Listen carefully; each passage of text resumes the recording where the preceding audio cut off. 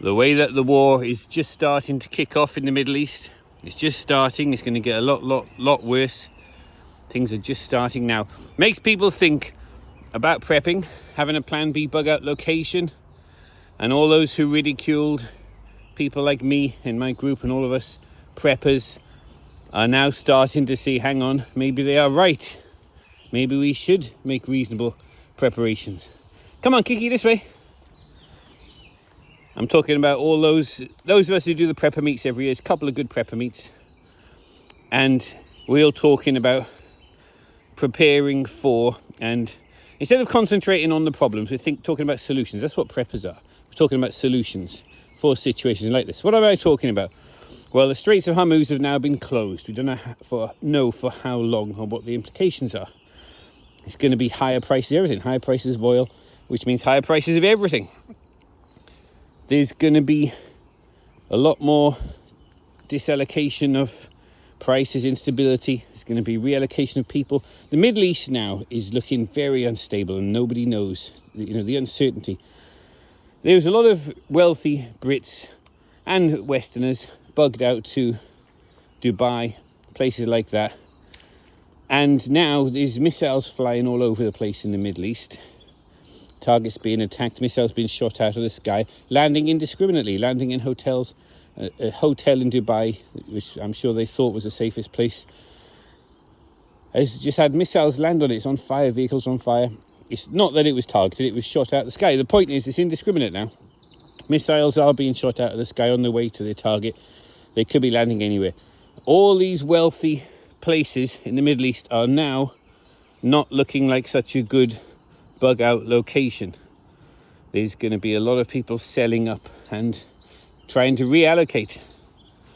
It's happening now. People started talking about it, and prices are really falling. A lot of wealthy people went and bought an apartment or bought some property in Dubai. Now they want to sell all at the same time, quickly. It's looking very unstable, uncertain. But it does make you think the knock-on consequences for all around the world. Where will be the best places to live? Everywhere's got pros and cons. There's a lot of discussion now about where is the safest place to live and where's the best place to live. All things considered, where's the best place to live? I always said, go where you're treated the best. Go where your currency goes the furthest, where the cheapest cost of living ratio compared to quality of life infrastructure. I've always put it like this. At the bottom of the scale, you've got slums.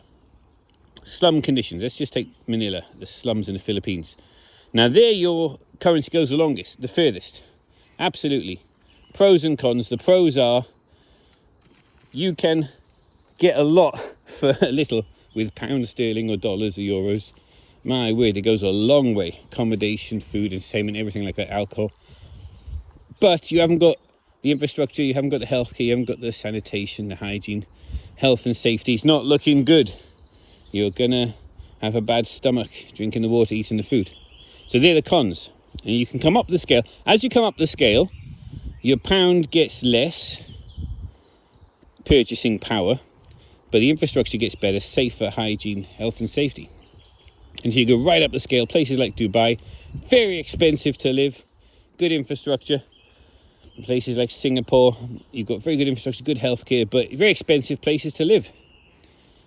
So a lot of people are choosing the middle ground. There's nice places in Thailand, Cambodia, and Vietnam, and Malaysia, Kuala Lumpur. Try and get the middle ground, where your pound, everyone's talking about where can your currency go the furthest, and you've got the best infrastructure. The ratio between infrastructure to currency, purchasing power. And I feel Japan is the best. You've got very, very, very good infrastructure. Very clean, safe. Go where you're treated the best. You are treated really well in Japan. You can eat out for 30 pence in British currency.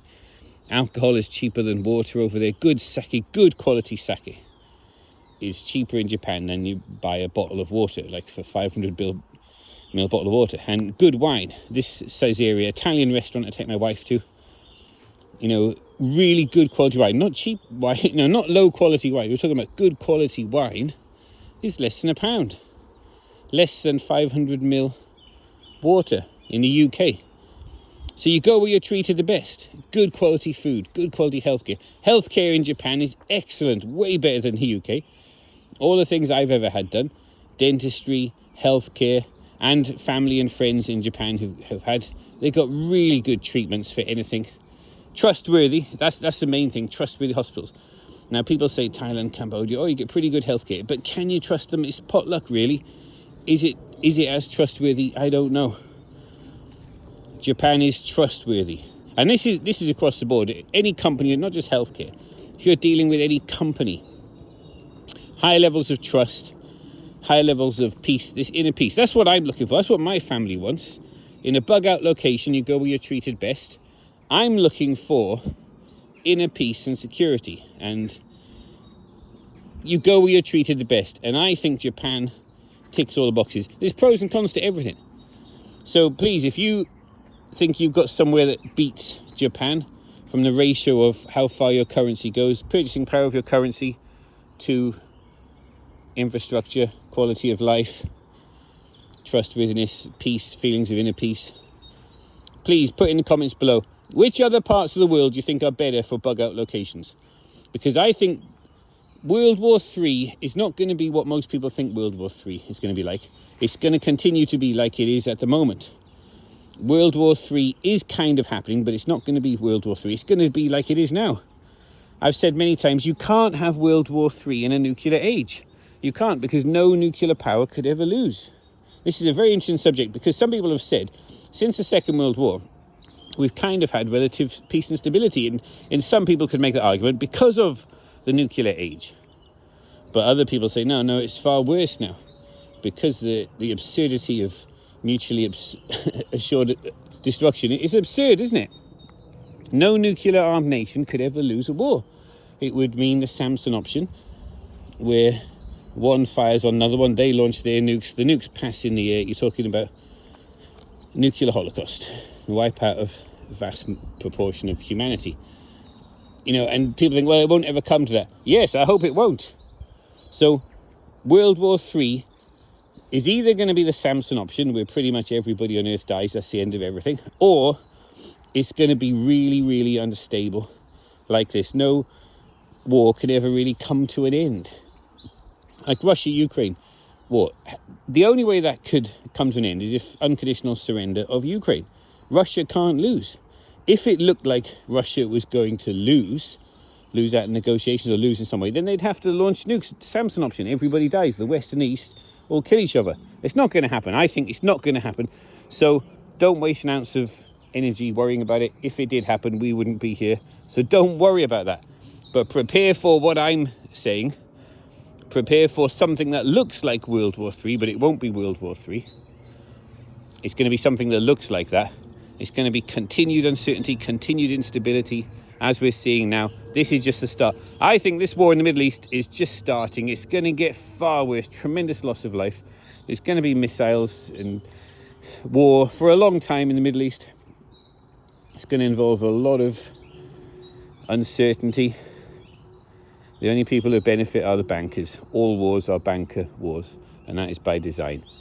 What I say is, instead of concentrating on the problems, concentrate on the solutions. And I think to stack physical silver and copper, not gold. Do not get into gold. Gold is in surplus every year, very plentiful. There's no problems with supply issues of gold. Supply demand issues of gold are all in supply favor. Supply demand issues of silver and copper, there is more demand than there is supply going forward. That is obvious, isn't it? That you're going to see much higher prices. Demand is continuing to grow. Supply of silver and copper is going down. So first things first, the solutions those of us in the prepper community are talking about is to stack silver and copper. Real physical silver and copper, private and anonymous. Keep it for the mid to long term. You can use that for barter, for buying goods and services, food, and for getting to safety, security, things like that. First step. Second step is, I'd say, water. Have a rainwater harvesting system. Just buy water, but have a downpipe feed into it. Store long-term water. Have good water filters. You can't really just drink rainwater. you want to filter it first. But think about rainwater harvesting as the next step. Then after that is food. Have a reasonable amount of food and first aid kit, survival supplies on hand. I'm talking about a reasonable amount. You might have to bug out and just leave them there. So don't go over the top. You want, I say, about 1 million calories per person in your household. I've got 5 and the dog. So I've got enough for, I don't know, several months if we ration it. It's reasonable supply of food. And then with the dog, I'm talking about dog food. Even if there wasn't this war in the Middle East kicking off, it's going to, Straits of Hormuz is being closed and things, prices of everything's going to go up. Even if it wasn't for that, you're going to see high inflation. I'd say think about, if you love your pet, can you feed them naturally without spending any currency? Don't buy dog food. Do what I do, get a blow dart gun and go hunting. We go hunting squirrels and pigeons. My dog is built for that, a miniature schnauzer. They are bred for hunting small game, eating small game. They love it. And if you breed them like that from when they were a puppy, there is a problem with worms sometimes, so you have to get worm medication. We give her worm medication if she has a problem with worms. But this is natural. Dogs love natural food. What have you found, Kiki? What is it? Oh, that's interesting, isn't it? Come on, Kiki, this way, come on. Good girl. So, in an emergency, I could feed my family what I feed my dog. I go hunting with a blow dart gun, squirrels and pigeons, and we get squirrel eggs. Pigeon eggs. Squirrels don't lay eggs. But squirrels is good meat. It's plentiful. Pigeons, it's good meat. It's very plentiful. And it's easy. We're in a survival situation, me and my son, when we do our crazy adventures, we've done a lot of crazy adventures where we're just eating wild food we catch. If you can catch a couple of pigeons in no time, and the easiest thing is just cut the breasts off both of them, and just skin the breasts and cook those and eat those. It's a nice, quick, easy one. But it's a bit wasteful to waste the carcass, so it's far better if you can feather it. You don't skin it, you just feather it. Doesn't take long. Gut it, wash the cavity, and then there's loads of different ways to cook it. If you're out in the wild, cook it in a fire. If you're at home, put it in the oven. Nice garlic butter in the cavity, and it's delicious meat. We're not there yet. We haven't got food shortages yet. But at the moment, I just go hunting and trapping for dog food. Don't have to spend any currency on dog food. It's a nice hobby. And if it came to it, I could feed my family emergency supplies like that. So this is extreme, and I don't think it's going to come to that.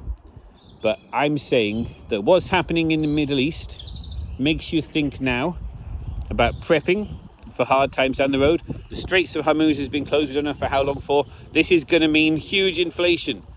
Foods, goods, services, fuel, everything. All the things that you need are going to go up. And the things that you have, like housing, if you're a property owner, that's going to go down. This is something to remember. The things that you need are going to go up, and the things that you have are going to go down. The stock market, things like that, the investments like that are going to go down. But the things you need, food, goods and services, bills, they're all going to go up. I can help you with bills, but you don't have to, it's not just me. There's loads of good people on Telegram. I recommend the group Stacey's World Rocks. I'm just quoting her. She says, stop paying council tax, stop paying all bills. She can help you. She can even help you try and reclaim what you have paid for years. But I mean, I think the first thing is just stop paying these things. Do self-liquidating loans. Use promissory notes, learn about promissory notes. And if you want, I can help you. And if you want to lease a vehicle, I can help you to lease a vehicle and pay for it with promissory notes where there's no loss, harm or injury. And get your preps in order and have a bug out plan. If you've got no bug out plan, if there is a reason you want to bug out from the UK, you think it's prudent to have a bug out location, talk to me about joining our expat community in Japan. I think you go where you're treated best. I think Japan is one of the places where there's pros and cons to everywhere. There's many good pros in Japan. The currency goes a long, long way. The infrastructure is fantastic. Good healthcare, good health hygiene, sanitation, trustworthy people. You're treated well there, you feel at peace, and you can get a free house. Watch my other videos about that. You can squat in one in 7 homes in Japan is empty. You can be a squatter like most of us are doing and get a free house. You can go scavenging all the goods and furniture, things you need. You can even scavenge vehicles. You can go scavenging. You can have a very good quality of life in Japan. You get a 90-day visa, do a visa run every 90 days. I can help you with all the questions you might have. All I'm saying is, you might not choose Japan, you might choose somewhere else. Have a bug out location outside of the country you're living in. That's your plan B bug out location. Your plan A is to bug in. Make provisions now, make plans now, be prepared. Think about water, think about food, think about medical, think about security, think about stacking silver and copper. And if you'd like to do a paid consultation with me, my email is in the description below.